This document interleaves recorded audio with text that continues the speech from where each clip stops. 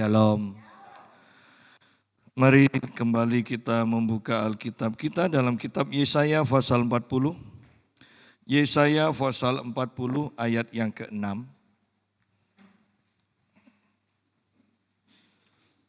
Yesaya pasal 40 ayat yang ke-6. Ada suara yang berkata, berserulah. Jawabku, apakah yang harus kuserukan? Seluruh umat manusia adalah seperti rumput, dan semua semaraknya seperti bunga di padang. Rumput menjadi kering, bunga menjadi layu, apabila Tuhan menghembusnya dengan nafasnya. Sesungguhnya lah bangsa itu seperti rumput. Rumput menjadi kering, bunga menjadi layu. Tetapi firman Allah kita tetap untuk selama-lamanya. Hai Sion, pembawa kabar baik. Naiklah ke atas gunung yang tinggi, hai Yerusalem, pembawa kabar baik. Nyaringkanlah suaramu kuat-kuat, nyaringkanlah suaramu, jangan takut. Katakanlah kepada kota-kota Yehuda, lihat itu Allahmu. Lihat itu Tuhan Allah. Ia datang dengan kekuatan dan dengan tangannya ia berkuasa. Lihat mereka yang menjadi upah jeripayahnya ada bersama-sama dia. Dan mereka yang diperolehnya berjalan di hadapannya. Seperti seorang gembala. Ia menggembalakan kawanan ternaknya dan menghimpunkannya dengan tangannya. Anak-anak domba di pangkunya, induk-induk domba dituntunnya dengan hati-hati. Nah, kita akan melanjutkan pembahasan kita tadi pagi. Tadi pagi kita sudah bahas sampai ayat yang ke-5, di mana kemuliaan Tuhan dinyatakan, maka semua yang baik itu akan terjadi. Dan sekarang ketika kemuliaan Tuhan sudah dinyatakan, di sini dilanjutkan dengan perintah demi perintah.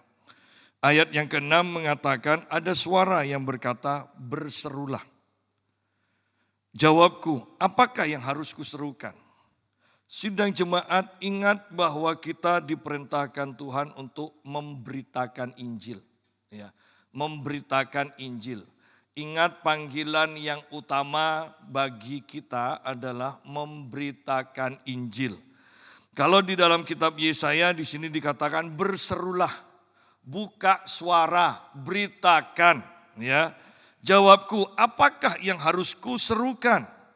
Dan Tuhan berkata, seluruh umat manusia adalah seperti rumput, dan semua semaraknya seperti bunga di padang.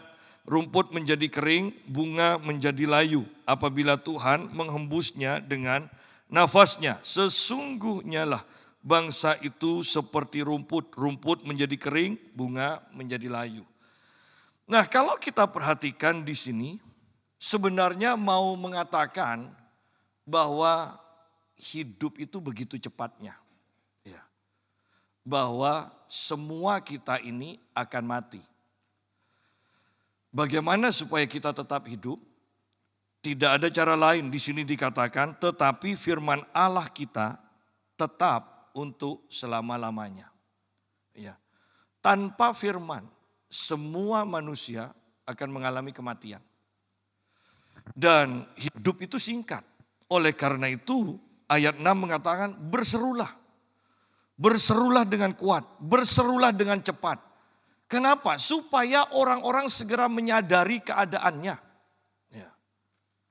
Ada hamba Tuhan yang mengatakan ada satu khotbah yang paling jelek. Dan dia katakan khotbah paling jelek adalah khotbah yang disampaikan oleh Nabi Yunus. Dia hanya mengatakan bertobatlah dalam 40 hari, maka negara ini, bangsa ini akan dibinasakan. Ya. Nah, artinya bahwa waktu yang tersedia itu sangat sedikit. Kalau kita tidak bertobat, kalau manusia tidak bertobat, maka semua akan mengalami kematian. Dan lihat bahwa waktu yang kita pakai untuk hidup hanya 70 tahun rata-rata lah, 70 tahun. Ya. Kemudian kita semua mati. Sedangkan setelah itu ada kehidupan yang panjang yang tidak terbatas. Nah, di sini kehidupan yang tidak terbatas itu ditentukan oleh firman. Bahwa ketika kita mau menerima firman, ketika kita hidup dengan firman, maka kita akan hidup kekal. Bukan mengalami kebinasaan kekal, hidup kekal. Ya. Berserulah, beritakan Injil. Sama kok, sama. Berserulah. Kemudian jawab Yesaya, apakah yang harus kuserukan? Sama kan, Yesus katakan beritakan Injil. Tuhan mau ngomong apa? Rata-rata orang kan berdalih, bahkan Musa pun mengatakan, aku bukan orang yang ahli berkata-kata. Loh padahal dia pemimpin. Ketika sudah disuruh oleh Tuhan, diperintahkan oleh Tuhan, dia mengatakan, aku tidak pandai berkata-kata. Ya. Ketika Yeremia diperintahkan oleh Tuhan untuk berbicara, ya, berbicara singkatnya berbicara. Yeremia mengatakan, aku masih muda. Nah seandainya Tuhan berbicara kepada kita sekarang, berserulah, beritakan Injil, kabarkan berita keselamatan itu. Respon kita bagaimana? Aku bukan pendeta Tuhan. Aku tidak pandai berkata-kata. Aku kurang memahami Alkitab. Ya. Banyak dalih yang kita katakan. Tetapi ingat, bahwa setiap kita berdalih dan tidak mentaati firman Tuhan, dengan bahasa yang gampang lah, satu orang mati. Dengan kita berdalih lagi hari selanjutnya, satu orang mati. Seandainya seperti itu, seandainya hanya satu orang. Tetapi bukankah setiap detik selalu ada orang mati? Nah kita kejar-kejaran dengan waktu. Oleh karena itu betapa pentingnya tugas yang Tuhan berikan kepada setiap orang yang percaya. Apakah kita sudah melakukannya seperti tadi pagi kita sudah bahas? Apakah kita sudah melakukannya? Apakah kita itu selalu mencari kesempatan, mencari cara untuk memberitakan?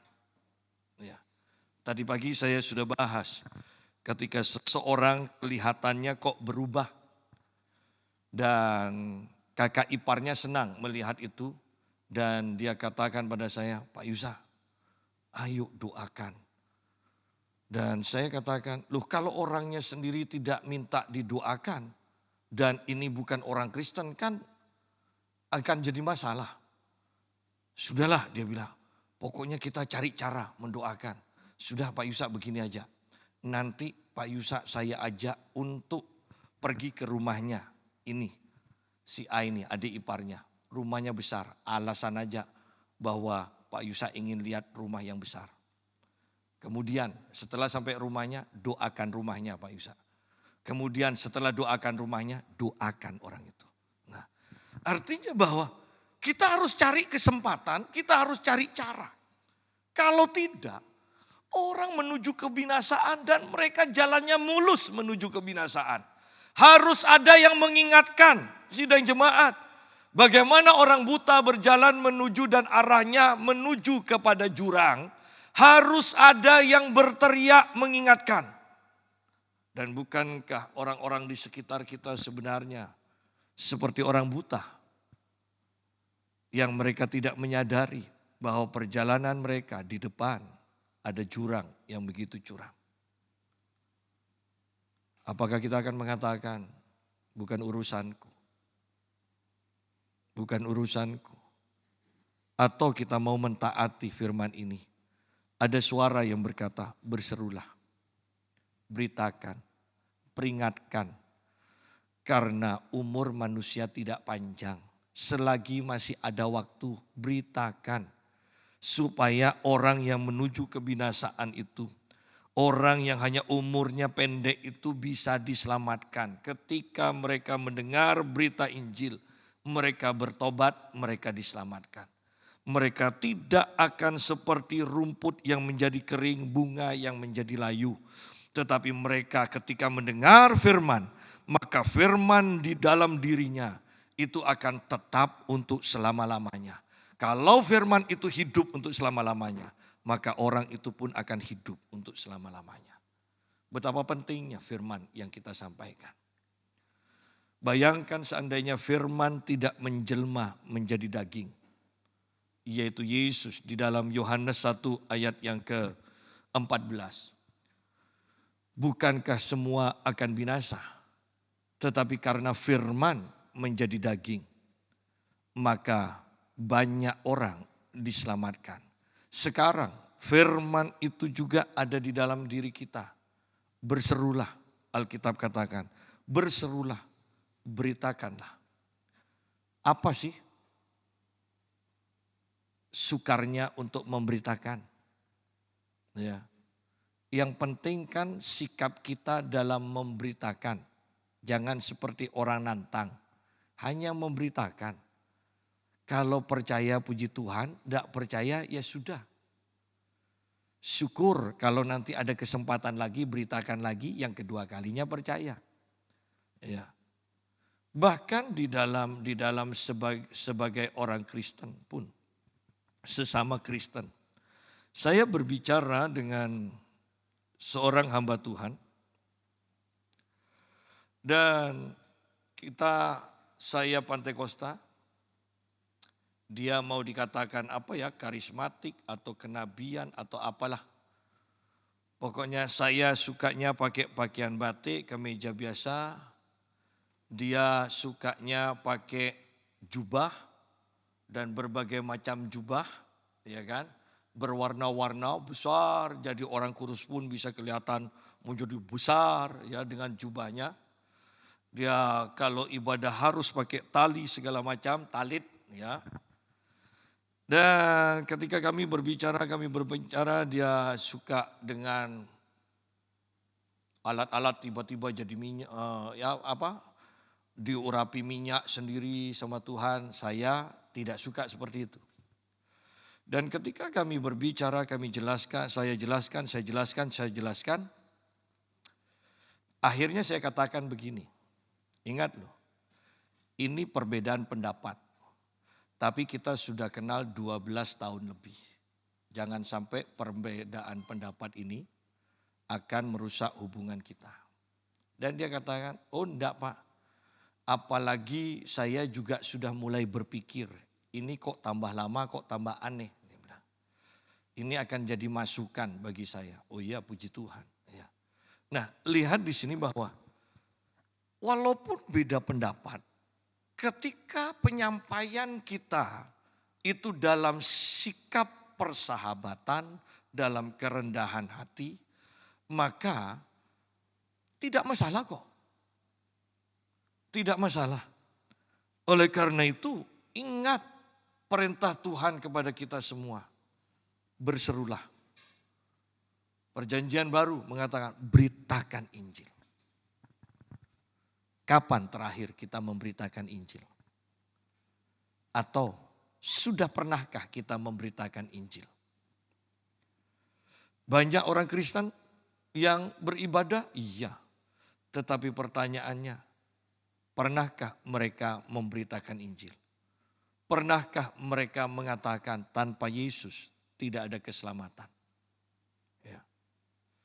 Saya tadi bertemu dengan orang-orang Pamekasan juga, ya.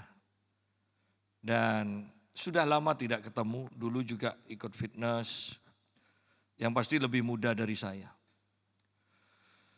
Dan dulu sama sekali tidak tertarik dengan agama, dengan Yesus. Kemudian saya katakan, kamu tinggal di mana sekarang? Oh, saya di Surabaya. Terus di sini ada apa? Kok nginep di sini? Enggak, mau ketemu sama mama aja, kangen dia bilang.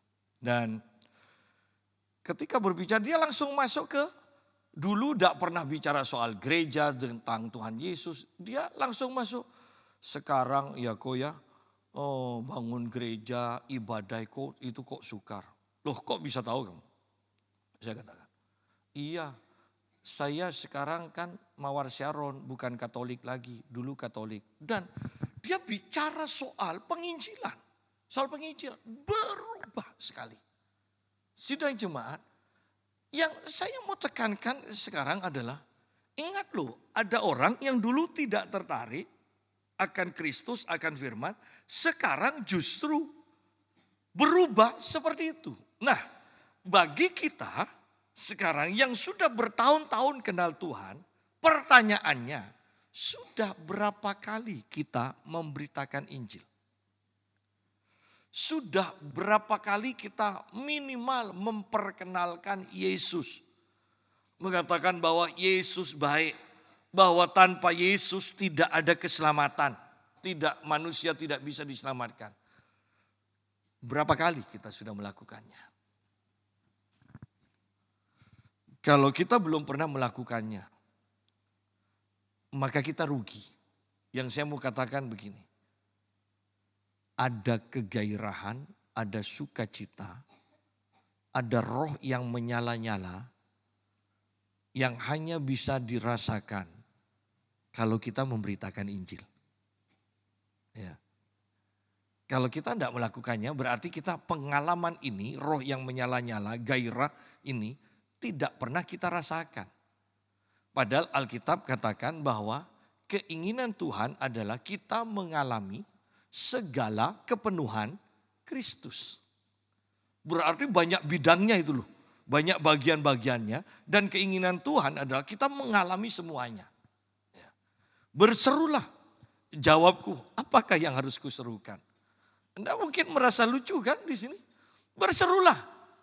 Yesaya jawab, apa Tuhan yang aku mau serukan? Loh, kalau sekarang Yesus berkata pada kita, beritakan Injil. Apakah Anda juga mau ngomong apa Tuhan? Ya. Ini. Tetapi selanjutnya Tuhan memberi pemahaman bahwa hanya tersisa waktu yang sedikit untuk setiap manusia. Untuk dia dirampas dari api. Dan itu tugas kita. Belum tentu kita bertemu sekarang, minggu depan lagi. Ya. Selanjutnya, Hai Sion, pembawa kabar baik, naiklah ke atas gunung yang tinggi.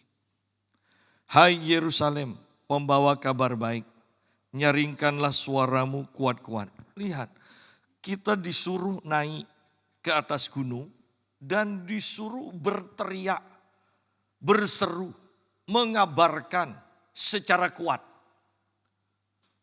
Anda bisa memahami kebenaran ini bahwa ini sangat penting. Ini harus dilakukan dengan sekuat tenaga kita. Memberitakan Injil. Memberitakan Injil.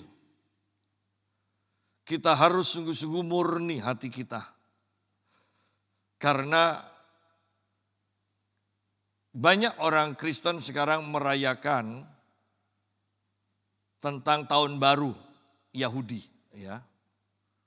Pedelet kalau tidak salah sekarang, apalah pokoknya yang aneh-aneh itu. Ya. Dan secara kalender Yahudi itu tahun ini artinya dikatakan pintu yang terbuka. Pintu yang terbuka. Nah, yang aneh di Indonesia, kalender Yahudi mengatakan pintu yang terbuka. Kemudian orang-orang yang mengaku nabi-nabi di Indonesia membuat seminar, mengadakan KKR, judulnya adalah selagi pintu terbuka, Tuhan akan mendatangkan terobosan kebebasan keuangan. Tuh. Bukankah pintu terbuka ini kan soal penginjilan kan? Kalau Anda baca di tulisan Paulus, berdoalah supaya pintu terbuka bagiku. Nah, itu bicara soal penginjilan. Bayangkan kalau bahkan kalender yang sudah jelas, ya, pintu terbuka itu sudah jelas, pasti ini waktu penginjilan. Kok diartikan soal keuangan? Kan jauh. Artinya bahwa banyak orang yang mata duitan.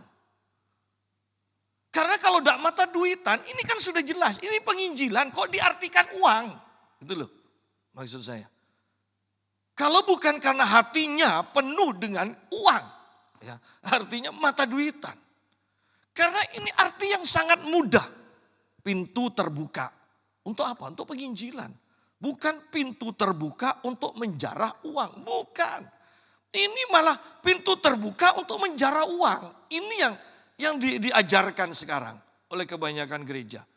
Kan sangat keliru. Oleh karena itu saya tadi katakan butuh hati yang murni. Untuk menangkap, untuk mengerti perintah Tuhan. Hati yang murni. Bahkan saya seringkali kalau berbicara dengan istri saya. Untuk mendengar suara Tuhan. Untuk mendapat jawaban Tuhan. Itu butuh hati yang murni. Artinya kita ketika menghadap kepada Tuhan, kita tidak ada keinginan untuk memuaskan diri kita. Karena kalau kita sudah menghadap Tuhan dengan satu keinginan yang kuat untuk memuaskan diri kita, maka ketika Tuhan berbicara, itu akan dibelokkan sesuai dengan keinginan hati kita. Anda bisa bayangkan orang suami istri yang pernikahannya tidak harmonis dan sudah bosan satu dengan yang lain. Kemudian mendengar suara Tuhan melalui seorang nabi lah yang mengatakan sebenarnya pasanganmu sekarang itu bukan yang Tuhan tetapkan untukmu. Kan orangnya kan langsung kata, wah makanya tengkar terus. Makanya tidak cocok. Ketahuilah dalam waktu yang sekejap Tuhan akan menyediakan pasangan yang Tuhan sudah tetapkan bagimu. Puji Tuhan. Nah. Tetapi lihat, kalau dia mendengarkan dengan hati yang murni, dia akan tahu ini bukan dari Tuhan. Tetapi karena dia sudah punya keinginan di hatinya ketika mendengar nubuatan firman yang bahkan sangat jelas-jelas bukan dari Tuhan, dia bisa menerimanya. Karena memang hatinya tidak murni. Ya. Jadi mari kita sungguh-sungguh perhatikan bagaimana kita mendengar suara Tuhan. Persiapkan hati yang murni. Hai Sion, pembawa kabar baik. Ini adalah panggilan kita loh. Kita adalah pembawa kabar baik. Wow, itu luar biasa. Bagaimana? Apakah sungguh-sungguh ini yang terjadi dalam hidup kita? Pembawa kabar baik. Bukan pembawa gosip loh. Ya, bukan pembawa berita perpecahan. Tetapi pembawa kabar baik. Ini penting. Di dalam kitab Roma pasal yang ke-10 dikatakan tentang pembawa kabar baik ini. Roma pasal yang ke-10 ayat 13 mulai. Sebab barang siapa yang berseru kepada nama Tuhan akan diselamatkan. Semua orang yang berseru kepada nama Tuhan di dalam Yesus Kristus itu akan diselamatkan. Yang tidak berseru kepada nama Tuhan tidak diselamatkan. Kemudian ayat 14 dan 15-nya itu sangat penting. Tetapi bagaimana mereka dapat berseru kepadanya untuk diselamatkan jika mereka tidak percaya kepada Dia, kepada Yesus? Bagaimana mereka dapat percaya kepada Yesus jika mereka tidak mendengar tentang Yesus? Bagaimana mereka mendengar tentang Dia jika tidak ada yang memberitakannya? Dan bagaimana mereka dapat memberitakannya jika mereka tidak diutus? Seperti ada tertulis betapa indahnya kedatangan mereka yang membawa kabar baik. Apakah kita pembawa kabar baik? Yang pasti sebenarnya kita ditentukan untuk itu oleh Tuhan. Tetapi sudahkah kita pergi kemana-mana membawa kabar baik? Yaitu ada keselamatan di dalam Yesus Kristus. supaya orang yang percaya akan berseru kepada Yesus dan mereka diselamatkan.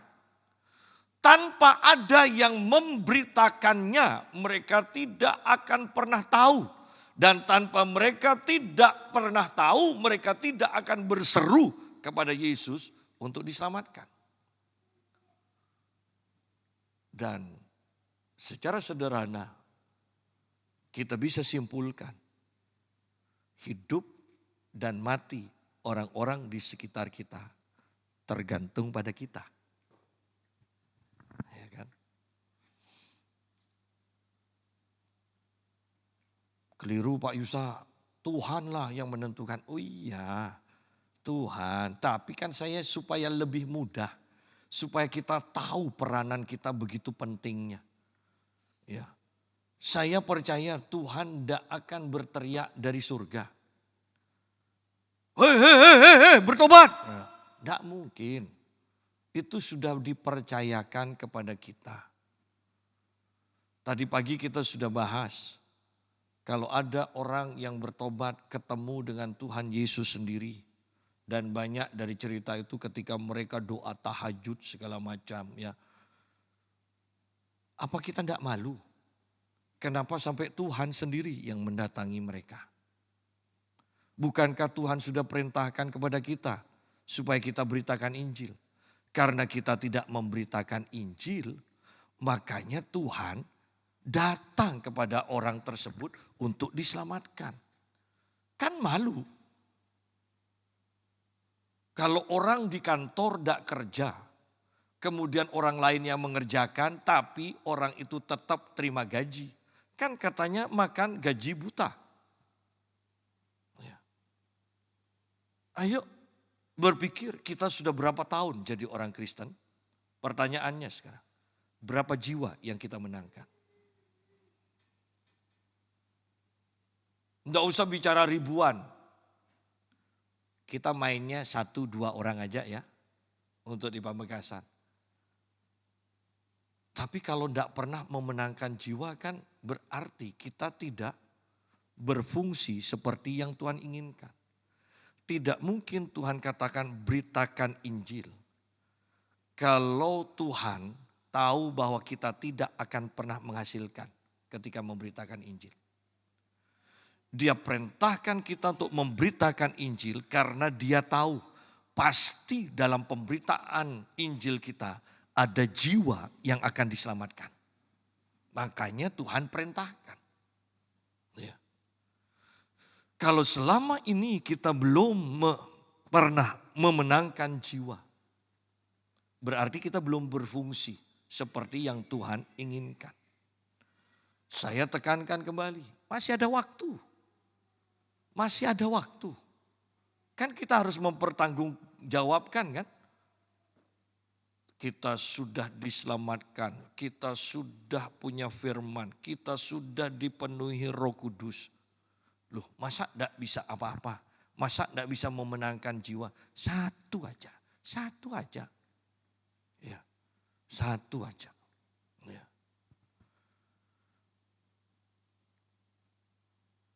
Hai Sion, kembali kepada pembahasan kita.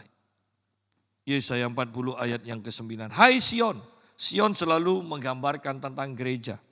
Hai Sion, pembawa kabar baik, naiklah ke atas gunung yang tinggi. Hai Yerusalem, pembawa kabar baik, nyaringkanlah suaramu kuat-kuat. Pergunakan setiap kesempatan yang ada.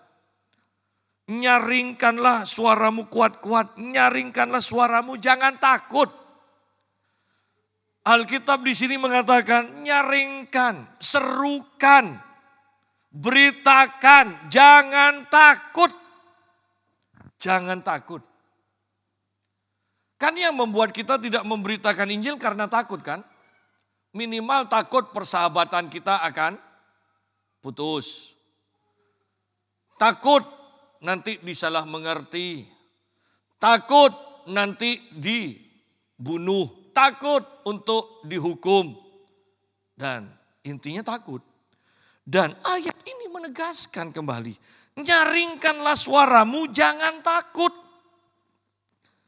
Nyaringkanlah suaramu, jangan takut. Katakanlah kepada kota-kota Yehuda, lihat itu Allahmu. Ya. Lihat itu Allahmu, lihat itu Tuhan Allah. Ia datang dengan kekuatan dan dengan tangannya ia berkuasa.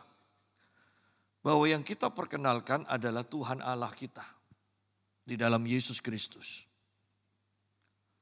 Dan Tuhan yang kita perkenalkan, lihat dikatakan, lihat itu Allahmu, lihat itu Tuhan Allah.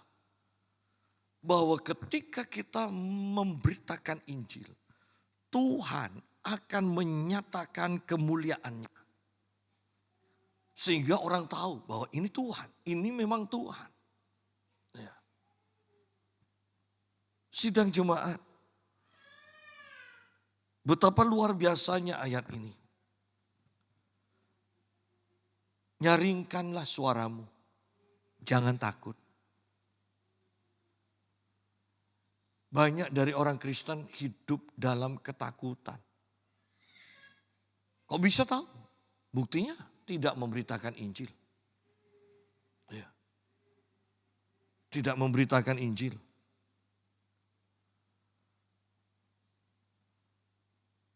Kita mungkin perlu belajar untuk membaca buku-buku tentang penginjilan. Ya. Dan Anda akan tahu bahwa kita ini sungguh sama sekali belum berbuat apa-apa dibandingkan mereka. Ya. Bahkan yang paling terkenal saja, yang paling terkenal ya sekarang ini. Anda bisa bayangkan seperti Suset Hating bisa dan berani pindah dari Jerman, dia warga negara Jerman, dan pindah hidup menetap di Papua. Anda bisa bayangkan itu. Ini loh penginjilan, banyak hal yang perlu dikorbankan. Nah, seperti tadi pagi kita bahas, bahwa apa yang sudah kita berikan kepada Tuhan? Apa? Atau saat ini kita masih merasa kurang dengan apa yang Tuhan berikan pada kita.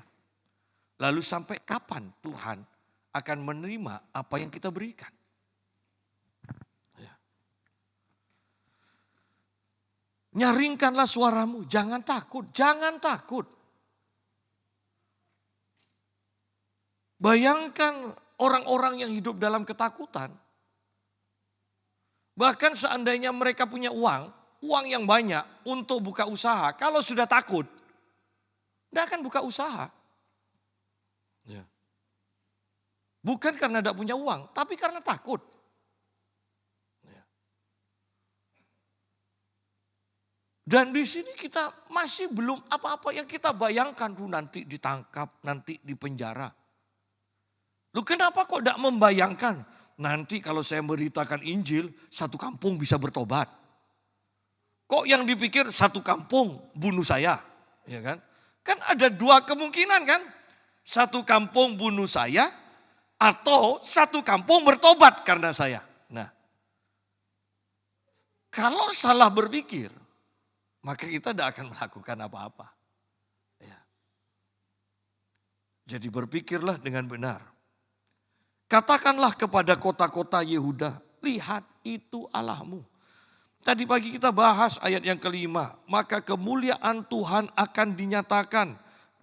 Seluruh umat manusia akan melihatnya bersama-sama. Sungguh Tuhan sendiri telah mengatakannya. Bahwa ketika kita berseru, ketika kita memberitakan Injil, maka Tuhan akan menyatakan dirinya. Kalau kita lihat sebentar di dalam kitab kita Markus, Injil Markus, pasal yang ke-16.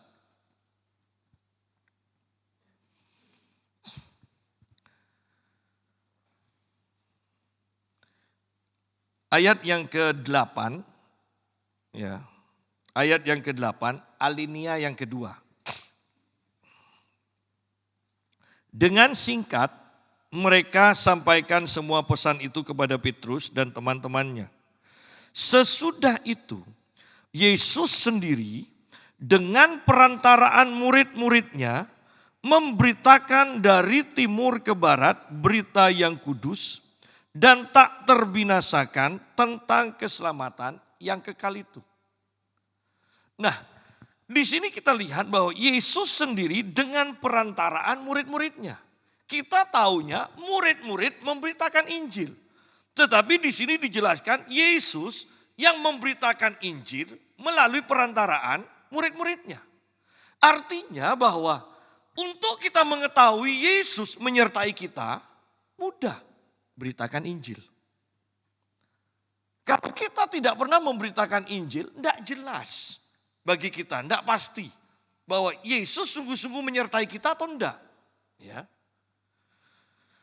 Ayat yang ke-20 mengatakan, mereka pun pergilah memberitakan Injil ke segala penjuru. Dan Tuhan turut bekerja dan meneguhkan firman itu dengan tanda-tanda yang menyertainya. Tadi dikatakan di dalam kitab Yesaya, berserulah, beritakan, maka Tuhan akan memperlihatkan dirinya. Di sini dikatakan, ketika Injil diberitakan, maka Tuhan turut bekerja untuk mengadakan tanda-tanda ajaib. Artinya Injil diberitakan, Tuhan memperlihatkan kuasanya. Kalau Injil tidak diberitakan, maka Tuhan tidak memperlihatkan dirinya, Tuhan tidak memperlihatkan kuasanya. Sama kok kembali kepada Yesaya 40 ini, ayat yang ke-10, lihat itu Tuhan Allah. Ia datang dengan kekuatan dan dengan tangannya ia berkuasa. Artinya itu loh Tuhan datang dengan kekuatan kuasanya. Itu loh Tuhan menyatakan kemuliaannya. Bagaimana Tuhan menyatakan kemuliaannya? Didahului oleh orang yang berseru, orang yang memberitakan. Tanpa ada orang yang berseru yang memberitakan, Tuhan tidak menyatakan kuasanya.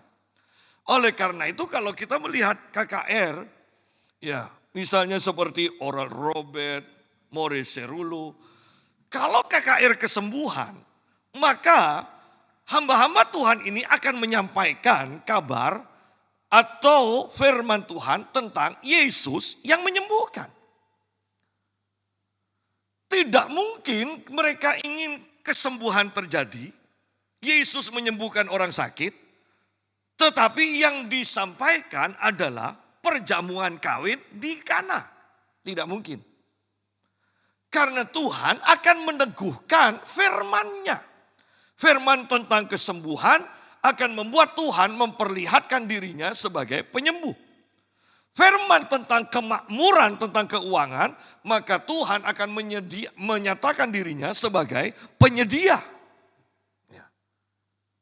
Jadi harus ada yang berseru dulu, harus ada yang memberitakan firman, baru Tuhan akan menyatakan dirinya seperti apa yang diberitakan.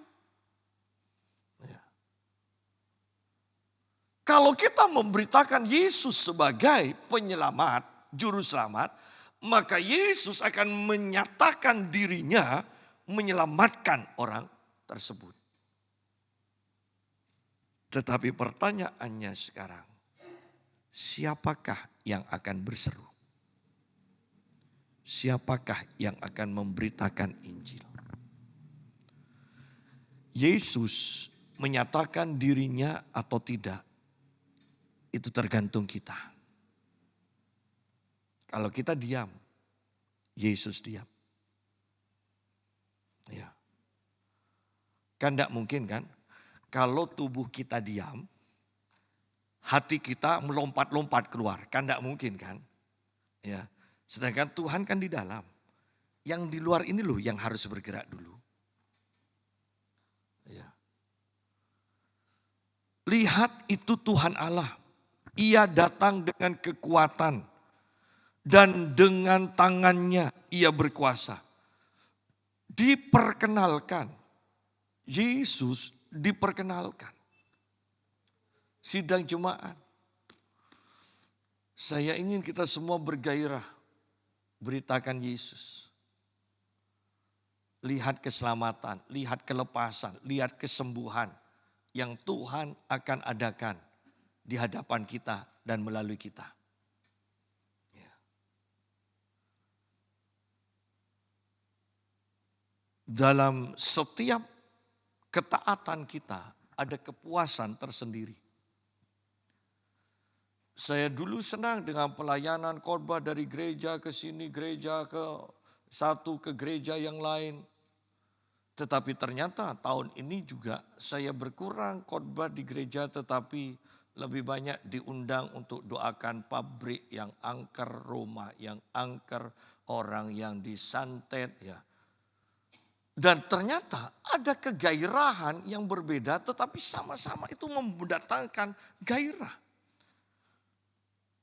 Ingat bahwa Yesus menginginkan kita mengalami segala kepenuhan ini loh. Mengalami semuanya. Mau beritakan di gereja, mau beritakan perorangan, ya kan? Sama dengan kita. Mau beritakan kepada keluarga kita, mau beritakan ke tetangga, beritakan pada satu orang, beritakan pada 3 orang. Ya. Ayo lakukan. Sudah Yesus mau datang kedua kali kok yang dipikir, yang ditangisi, yang didoakan uang terus. Ya kan? Tak zamannya. Sebab bumi dan seluruh isinya itu sedang menuju kesudahan, kehancuran. Ya. Yang kita harus perhatikan adalah ini loh. Lihat. Mereka yang menjadi upah jeripayanya ada bersama-sama dia. Dan mereka yang diperolehnya berjalan di hadapannya. Terjemahan yang mudah di dalam firman Allah yang hidup itu intinya mengatakan, lihat dia datang dengan membawa upah dan pahala. Itu loh. Upah dan pahala bagi siapa? Ini loh orang yang ketika disuruh berseru, dia berseru. Beritakan Injil, beritakan Injil. Ya. Dan Yesus akan datang kepada mereka dengan membawa upah. Dengan membawa pahala. Betapa sungguh kita ini harus mengerti hal ini. Kita inginkan kita semua mendapatkan upah nanti kalau ketemu Tuhan. Yang namanya upah kan harus ada yang dikerjakan kan? Bagaimana bisa kita tidak mengerjakan apa-apa untuk Tuhan dan kita menginginkan upah? Ya. Lihat mereka yang menjadi upah jeripayanya ada bersama-sama dia. Dan mereka yang diperolehnya berjalan di hadapannya.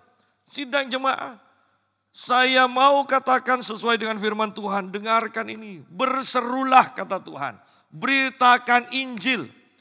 Respon kita apa? Apakah kita berseru? Apakah kita beritakan Injil? Atau kita akan bertanya, Tuhan mau ngomong apa? Tuhan, aku bukan pendeta. Apakah itu yang akan kita sampaikan? Waktu tidak banyak. Waktu tidak banyak. Bayangkan rumput menjadi kering, bunga menjadi layu. Ini kan berbicara tentang waktu yang singkat, bunga menjadi layu. Ini tidak berbicara bulanan, tidak berbicara waktu tahunan. Sederhananya ini berbicara waktu yang singkat. Kita sedang kejar-kejaran waktu. Bahwa ketika kita diam ada orang yang mati. Ketika kita diam ada orang yang mati. Ketika kita diam ada orang yang mati. Dan itu bukan kehendak Tuhan. Kehendak Tuhan adalah kita berbicara dan ada orang yang diselamatkan. Kita berbicara dan ada orang yang disembuhkan. Kita berbicara dan ada orang yang dimerdekakan. Itu kehendak Tuhan. Ayat terakhir, pada akhirnya ini yang terjadi. Seperti seorang gembala, Tuhan menggembalakan kawanan ternaknya dan menghimpunkannya dengan tangannya. Anak-anak domba dipangkunya, induk-induk domba dituntunnya dengan hati-hati. Bahwa kerinduan Tuhan adalah selalu bersekutu dengan kita, memberikan yang terbaik kepada kita, memperhatikan kita. Itu kerinduan Tuhan kok. Tetapi bagaimana bisa ini akan terjadi kalau Tuhan hanya mengatakan berserulah dan kita tidak berseru. Beritakan Injil dan kita tidak memberitakan Injil. Ya. Nyaringkanlah suaramu, jangan takut. Kalau engkau takut, engkau tidak akan bersuara. Kan ini kan mudah kan untuk dimengerti. Siapa yang takut tidak akan bersuara. Ya. Tetapi firman Tuhan, jangan takut, nyaringkan. Kalau dulu engkau berbicara tidak didengarkan, sekarang lebih nyaring lagi. Tambah, tambah, tambah, dan terus tambah. Sidang jemaat ini waktunya, sungguh ini waktunya Tuhan bekerja. Jangan suruh Tuhan bekerja untuk mendatangkan uang teruslah pada kita. Ini waktunya Tuhan menyatakan kemuliaannya untuk menyelamatkan, untuk menyembuhkan, untuk mengadakan mujizat. Jangan diarahkan pada uang terus. Jangan. Jangan. Ini waktunya kemuliaan Tuhan dinyatakan. Kalau Anda mau agak peka sedikit dan nurut, Anda akan diajak dan dibawa oleh Tuhan dalam kehidupan doa tanpa putus. Itu yang sedang terjadi sekarang. Saya mengalami ini, istri saya mengalami ini. Bahkan kami berdua bisa tidur, tapi mulut kami, ya bukan hanya saya, istri saya pun dia akan nyanyi. Tapi kita tidur. Ketika saya bangun saya bisa tahu istri saya tidur tapi mulutnya masih nyanyi. Ketika saya tidur istri saya bangun, dia tahu saya tidur tetapi saya bisa berbahasa roh. Dan ini bukan sekarang ini yang saya rasakan, bukan hanya Tuhan membangunkan kami untuk berdoa setengah jam kemudian tidur lagi. Tidak. Ini ada gerakan yang aneh yang Tuhan sedang lakukan di mana Dia terus memimpin kita berdoa. Sehingga ayat Alkitab itu jelas. Mau tidur atau mau bangun, kita tetap bersama Tuhan. Itu loh. Ada ayat kan yang mengatakan baik tidur maupun bangun, kita itu tetap bersama Tuhan. Ini yang Tuhan sedang kerjakan di akhir zaman ini. Sehingga nantinya saya percaya hidup mengadakan mujizat tidak perlu ngoyo. Kenapa? Karena hidup kita sudah selalu bersama dengan Tuhan. Dipimpin di dalam doa, bahkan ketika tidur pun kita berdoa. Anda bisa bayangkan kehidupan yang seperti ini Tuhan akan bawa bagaimana nantinya. Tuhan sedang berkarya. Tuhan sedang berkarya. Saya merasakan hal-hal yang begitu mudahnya. Orang katakan, kok bisa tahu? Pokoknya tahu. Nah itu tanpa dipikir, pokoknya tahu. Nah, pokoknya tahu. Ya. Sidang jemaat, jangan fokus hanya untuk diri sendiri sekarang. Dengarkan suara Tuhan, berserulah. Respon kita apa? Apakah kita langsung berseru juga dalam ketaatan? Atau kita akan berkata, apakah yang harus aku serukan? Keputusan ada pada kita, waktu tinggal sedikit. Setiap kita menunda atau kita diam, ada orang mati. Ada orang mati.